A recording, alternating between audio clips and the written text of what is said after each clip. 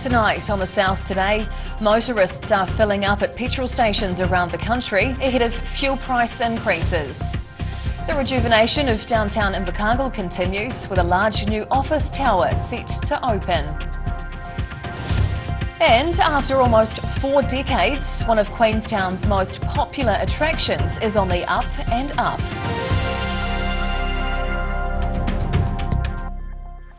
Kia ora, good evening. I'm Hannah Wilkins. Motorists around the country are being urged to fill up before a significant rise in the cost of petrol this weekend. Fuel prices are set to rise by almost 30 cents a litre as government subsidies come to an end. There have been queues at many service stations as motorists fill their tanks before the price of petrol goes up this weekend. We're just poor hard-up pensioners. The government temporarily cut fuel excise duty by 25 cents a litre in March last year, along with similar cuts to road user charges for diesel drivers. The subsidies were aimed at helping ease cost of living pressures on New Zealanders. The assistance was halved in April, with the government removing all subsidies from Friday night.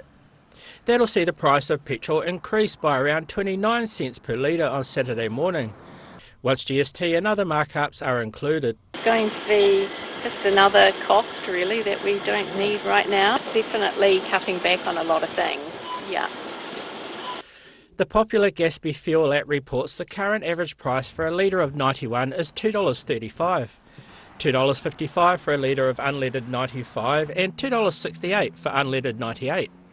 The fuel discounts were initially introduced after Russia's invasion of Ukraine led to a spike in fuel prices, which had a flow-on effect for all goods due to transport costs.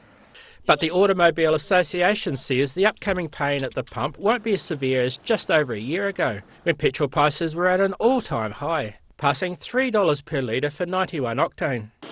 Oh well. In Christchurch, the South Today. One person has been taken to hospital in a moderate condition after a blaze tore through a South Dunedin scrapyard earlier today.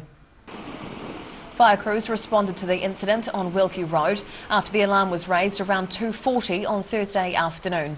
An aerial appliance assisted ground crews in working to douse the blaze, which had billowing thick smoke out of the surrounding areas. A worker at the scene says the fire started when a spark from a blowtorch ignited some whiteware. Wilkie Road was closed off at the intersection with King Edward Street, with police also setting up traffic cordons around the scene. A scout camp near Dunedin has been broken into for a second time, leaving those in charge of the camp feeling frustrated with the vandalism. The warden's hut at Waiora Scout Camp in North Tairi was broken into on Monday night. Vandals breaking a window and using an axe to smash holes in the wall. Camp warden Melanie Helm wouldn't say who she believed was responsible, but Dunedin police have no firm suspects at this stage. The vandalism follows another break-in just a few months ago, where burglars stole many of Helm's personal family belongings. She says her husband had done some renovation work on the small cottage a short time ago, with the latest incident leaving her frustrated. And spent a lot of hours rejibbing the whole place, well, the bedroom, and painting everything. And yeah, now the little buggers have gone and damaged it. Police say there are no lines of inquiry from the first break-in, with this latest one under investigation. In Dunedin, the South Today. The revitalisation of downtown Invercargill continues with a large 9-storey office tower ready to open. It's situated on the corner of Esk and D streets, right beside the Invercargill Central Development, and has clear views overlooking Invercargill. Breathtaking views over the Southland Skyline. At over 42 metres high, the new 25 Esk Street office building by the HW Richardson Group is one of the tallest in Invercargill. Most of the building's already been leased, with the first occupants moving into the 4th floor this week. HWR property manager Sue Hill says the new office space is expected to bring more than 300 extra workers into the CBD each day. And that's a huge boost to the central city. You know, we've got, that just brings a whole new bunch of people who are here with an hour for their lunch, looking for, something to do. Construction work began 18 months ago, and with 50 contractors working from early morning to late evening most days, the project is now into the final stages. We're at the very pointy end, nearly finished, just all those last minute things. The HWR office was designed with plenty of natural light and plants, with staff well-being and sustainability in mind. These living moss walls should help manage humidity, while the stairs are made from recycled rubber, and the furniture and carpet uses recycled fabrics. The goal is to have the premises open and operating by the end of July. In Invercargill, the South Today.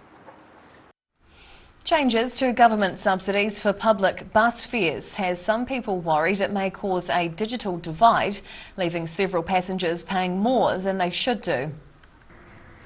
The new fares in the Dunedin area will be $2 trips for adults, with free transport for those under 12 and half-price fares for those up to 24 years old. Community service card holders will also get a 50% discount off their ride, provided they link their card with a B card. But a bus user support group is concerned the online registration may hinder some people from claiming their discount, excluding those with limited access to the internet. The Otago Regional Council insists there are many ways for people to update their B cards that aren't online. Customers can call their offices and register on site. The new fare regime will come into effect from Saturday. Dunedin's next generation of young workers have been exploring their future career options, getting the chance to check out the wide variety of pathways on offer. The Dunedin Town Hall was bustling with students on Wednesday for the New Zealand Careers Expo. More than 20 schools from around the region attended the event, allowing the students to connect face-to-face with industry experts from around 60 organisations. Many of the young adults got stuck into the day, showing a serious interest in the various options for their futures. Overwhelming to see so many students getting involved and us being actively engaged in their career prospects, which has been really great. Yeah. No, that's good. Yeah, good to see young people out, looking for new careers. The day helps show the different pathways that can be taken for different careers, with the goal of helping students make good decisions on what to do once they leave school. In Dunedin, the South Today. It's a new era for Queenstown's most popular tourist attraction as Skyline's new Gondola starts taking passengers up and down Bob's Peak. The old four-seater cabins, in operation for the last 36 years, have been retired, replaced by new, larger and faster cabins as part of a $250,000 redevelopment. The team at Skyline Queenstown are currently in the final stretch, completing work to reopen the town's popular gondola. Contractors have been hard at work over the past 2 months, putting in 7-day weeks to replace the old 4-seater gondola cabins for new and much roomier 10-seater cabins. The $250 million project will see the Skyline business launch a brand new look, with upgrades to the bottom terminal and ticket area, as well as the top terminal and a new car park building. Yes, we have. So we got rid of everything, we knocked it all over, we demolished it, dug a hole, filled it full of concrete, rebuilt it and put it back together, so it's been a huge effort. The giant gondola towers needed a special approach, having to be airlifted into place with a Bell UH-1 Iroquois known as a Huey. It's the steepest cable car lift in the southern hemisphere, with the new cabins able to carry passengers to the top of Bob's Peak much faster than before. It can go very fast, yeah. So this one has the ability to go up to 5 metres a second, which is faster than the old one, but we can also take 2.5 times as many people per cabin, so we'll shift some people. After weeks of testing, the gondola is set to start carrying passengers up the hill on Friday, but will operate out of a temporary ticketing station. But workers still have a lot ahead of them, with the new ticketing hall due to be finished by October and the new car park building set to open in March next year. In Queenstown, the South Today. FI Arkane, still to come on the South Today. Selwyn school kids are pushing play on getting active this month, and Gore's figure skating season kicks off in fine style.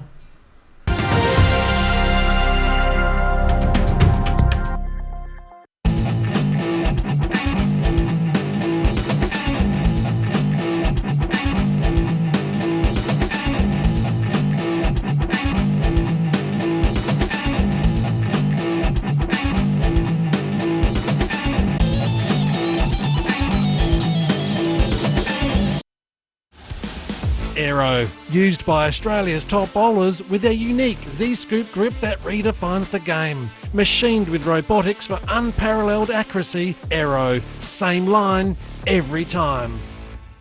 Here at Age Concern Otago, we offer a range of services to support Otago seniors to age well with dignity and independence. We provide social work support, visiting service, health promotion and social activities. Check out what we have on offer at ageconcernotago.com.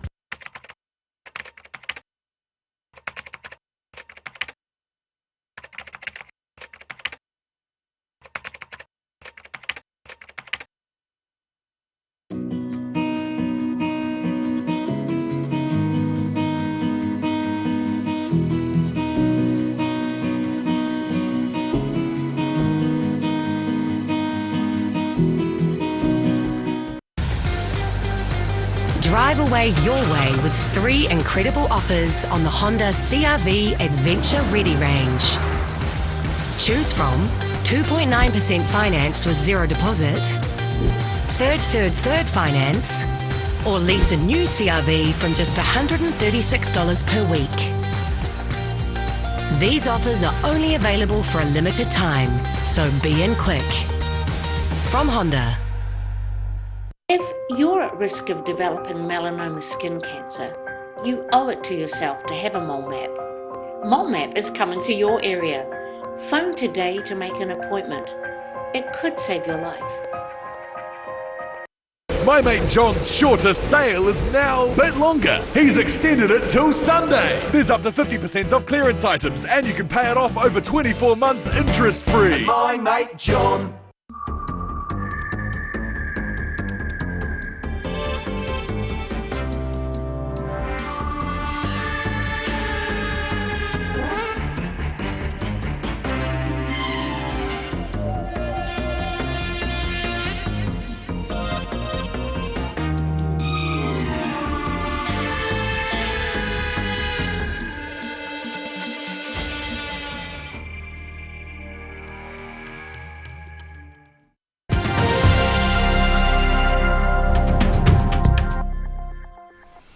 Tēnā, welcome back. 2,500 young children from the Southland district south of Christchurch have been getting an all-round taste of the sporting world. Because the winter sports program has been rained out in previous years, it was moved indoors this season, resulting in a big jump in the numbers taking part. Children getting fit and active. A recent indoor sports activity program in the Southland area has seen record numbers taking part. 2,500 school children took part in a 4-week activation spectacular program at the Southland Sports and Aquatic Centres. The kids all got to try out 20 different sports, from traditional sports like hockey, badminton and volleyball, through to more unique offerings like hunger ball and elastics. It's grown year on year, and I think the opportunity for us is to give these young people a chance to try sports or physical activities they don't normally get a chance to try. And this year the Trust collaborated with other agencies to offer parasport activities for the first time, including blind football. The opportunity around these activities is to give tamariki a chance to try things they haven't tried, but also an opportunity for those that are maybe not as confident and don't have sporty ability, the confidence to try something new and different. The Southland Sports Trust was formed around 10 years ago with the aim of running sporting activities. The Activator program started as a pilot in 2016 with just 2 primary schools. Now it's grown to include 26 area primary schools. The Trust is all about connecting with the community, bringing them together, like today, so they can meet other people and be active together, because nothing, I think, builds physical activity like that connection around community. The Trust's next big project is hosting the 3-day South Island Koru Games for Year 7 and 8 students this September. In Southland, the South today. Gore's ice rink was full of bold costumes and music over the weekend for the first figure skating competition of the season. Around 55 skaters from across the South Island took part in the event, including 8 representatives from the Ice Sports Southland Club. Coach Corinna Ormston says she's pleased with how her beginner-level students performed. Most are new to the pressure of formal competitions, but she believes they gain some valuable experience as the season gets underway. A lot of them, it's their first competition they've ever done, so it's a really good experience for them. and they've all done really well so far and remembered everything. So Gore is set to host the Otago Southland Championships next month, with the club competition due to continue in Christchurch this weekend. In Gore, the South Today. And now recapping tonight's top stories on the South Today. Fuel prices are set to go up by around 30 cents a litre this weekend as government subsidies come to an end. Invercargill's Esk Street is welcoming a new 9-storey office building as the first of the tenants prepare to move in. And a major redevelopment for Skyline Queenstown's gondolas will see larger and faster cabins taking guests up Bob's Peak every day. And now a look at what's happening in tomorrow's ODT. We welcome Associate Editor Mike Houlihan. Hello, Mike. Good evening, Hannah. What can we expect in tomorrow's paper? Well, like you guys have, we're also looking at the increasing cost of fuel and what that will mean to various people across the region. Okay, thank you. Also looking at a new social housing development in Dunedin, the Lone and Merck building on the waterfront. Oh, yes. There's going to be a social housing component added to that development. Right. Oh, I look forward to reading more about that. There was also a large fire in a scrapyard in South Dunedin this afternoon. We've got some pretty dramatic images from that. Okay. We've got our Inside Out features section tomorrow, which has got a pretty spectacular house on the Tari Plain. Yeah. And being Friday, our usual sports tab, which has got a profile of Ruby Heath, who is an open water swimmer who's going off to the World Champs. Oh, good on her. Oh, I look forward to reading. Thank you for sharing this evening, Mike. Thank you. Well, time now for a look at the weather. The South Today weather, proudly brought to you by MoleMap, the skin cancer detection specialists. Looking at the situation, it looks like it'll be a weekend to stay indoors as much as possible, with very cold temperatures coming through thanks to strong southwesterly winds and widespread snow flurries. Heading to the top of the South Island, fine with gusty southwesterlies and 12 degrees tomorrow in Nelson and down in Christchurch, while over on the west coast it's looking wet and windy with showers in Greymouth and a high of 11.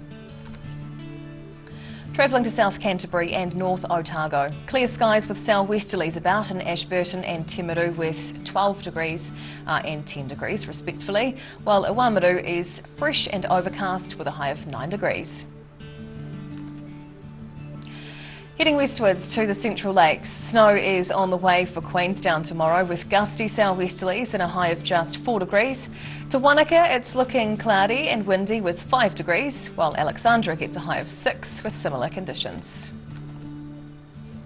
Heading further south, snow showers as we come over here with strong southwesterlies, making for a very wintry day with highs of 5 in Balclutha, Gore and the Catlins.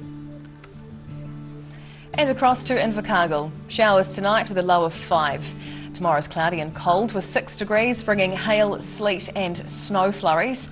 Into the weekend, it's another cold day with a high of just 5, and prepare for lots of strong near gale force southwesterly wind in exposed places. And finally heading to Dunedin, cloudy tonight as it drops to 5 degrees. Friday's looking mostly fine with scattered cloud and strong cold southwest winds with 8 as the high and wintry showers at times too. Into Saturday, we'll see the first snow flurries on the hills with sleet and hail further down and wintry showers throughout the day with very cold, strong winds and a chilly 7 degrees as the day's high. And that's the news this Thursday. For the latest news and videos from the southern region, head online to odt.co.nz. You can follow Channel 39 on YouTube to catch our news bulletins on demand.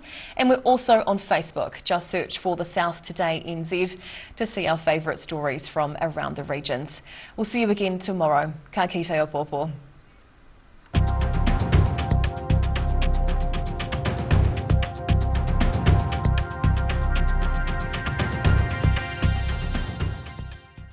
Public interest journalism funded through New Zealand On Air.